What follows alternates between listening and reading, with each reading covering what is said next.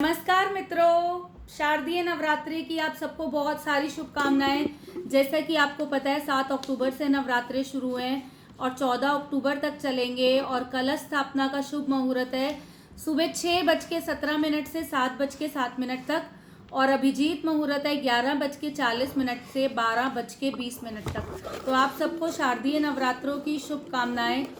इस बार एक नवरात्रा कम है तो माँ के वैसे तो 9 स्वरूपों की पूजा की जाती है, लेकिन इस बार माँ के स्वरूपों की 9 की पूजा करेंगे, लेकिन एक नवरात्रा कम है। तृतीय और चतुर्थी इस बार तीसरा और चौथा नवरात्रा इकट्ठा है। अब मैं आपको 9 दिन माँ को क्या भोग लगाने हैं वो बताऊंगी, ताकि माँ आपसे प्रसन्न हो जाए और कष्टों की मुक्ति मिले। हर एक दिन का अपना एक विशेष महत्व है और आपको क्या करना है, नवरात्रों में छोटे बच्चों को उनकी पसंद की चीज़ें बांटिए, कहीं ना कहीं वो खुश होंगे और बहुत अच्छा रहेगा। कलश स्थापना कीजिए, माँ की जोत जलाइए, अखंड जोत, माँ को तिलक लगाइए, माँ को चुनरी चढ़ाइए, माँ के आगे सुहाग का सामान रखिए। अगर आप सारे नवरात्रे नहीं रख सकते हैं तो आप लास्ट के 2 नवरात्रे भी रख सकते हैं।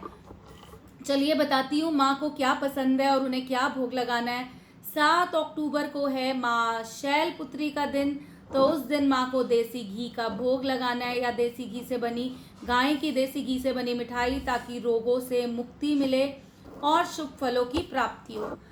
8 अक्टूबर को है माँ ब्रह्मचारिणी का दिन, उस दिन माँ को पंचामृत का और शक्कर का भोग लगाना है, ताकि माँ आपको दीर्घायु प्रदान करे। 9 अक्टूबर को है माँ चंद्रघटा और माँ कुष्ठमांडा का दिन। मैंने आपको कहा है ना 2 नवरात्रि इकट्ठे हैं, तीसरा और चौथा, तो उस दिन माँ को दूध से बनी मिठाई, मेवा और कुष्ठमांडा माता को है मालपुआ पसंद, तो मालपुए का भोग लगाइए, ताकि माता रानी आपको स्ट्रॉन्ग बनाए, आपकी कमाई में बरकत डाले और रिश्तों में मिठास लाए। 10 अक्टूबर को है माँ स्कंद माता का दिन, तो स्कंद माता को अपने केले का भोग लगाना है, जिससे आपके कार्य क्षेत्र में सफलता मिले और आपका स्वास्थ्य अच्छा रहे। 11 अक्टूबर को छठा नवरात्रा है, उस दिन है माँ कात्यायनी का दिन। माँ को मीठे पान का भोग लगाइए, जिससे सौंदर्य वृद्धि हो, और शहद का भी भोग लगा सकते हैं, ताकि आपकी आकर्षण शक्ति बढ़े। 12 अक्टूबर सप्तमी तिथि, जैसे कि आप सबको पता है, ये है हमारा माँ काल रात्रि को समर्पित। माँ को गुड़ या गुड़ से बनी मिठाई का भोग लगाइए, ताकि आपके भाग्य में वृद्धि हो और समस्त दुखों का नाश हो। आ गए हम अष्टमी तिथि पे, जो कि है 13 अक्टूबर को। इस दिन है महागौरी का दिन।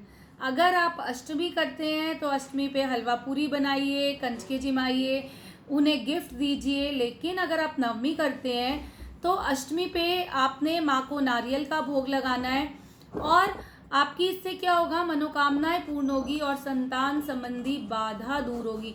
और अगर आप नवमी करते हैं तो आपको पता ही है, आपने सप्तमी और अष्टमी का व्रत रख सकते हैं, मीन्स लास्ट के 2 नवरात्रि। नवमी है हमारी 14 अक्टूबर को, इस दिन है सिद्धिदात्री का दिन।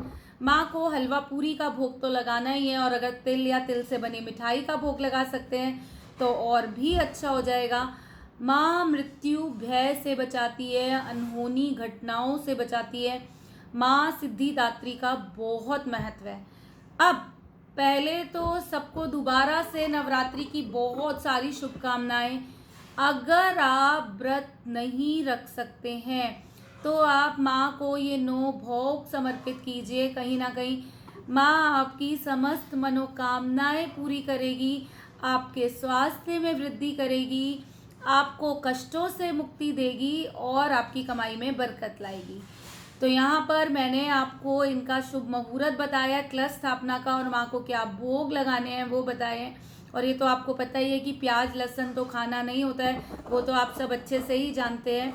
तो यहाँ पर व्रत नहीं रख सकते हैं तो चिंता मत करो, अपने स्वास्थ्य को पहले देखना है आपने। माँ को भोग लगाओगे, आपका मन शुद्ध होगा तो माँ ऐसे ही प्रसन्न हो जाएगी। स्वस्थ रहो, खूब खुश रहो। जय माता दी, जय माता दी। नवरात्रि की बहुत सारी शुभकामनाएं। जय माता दी।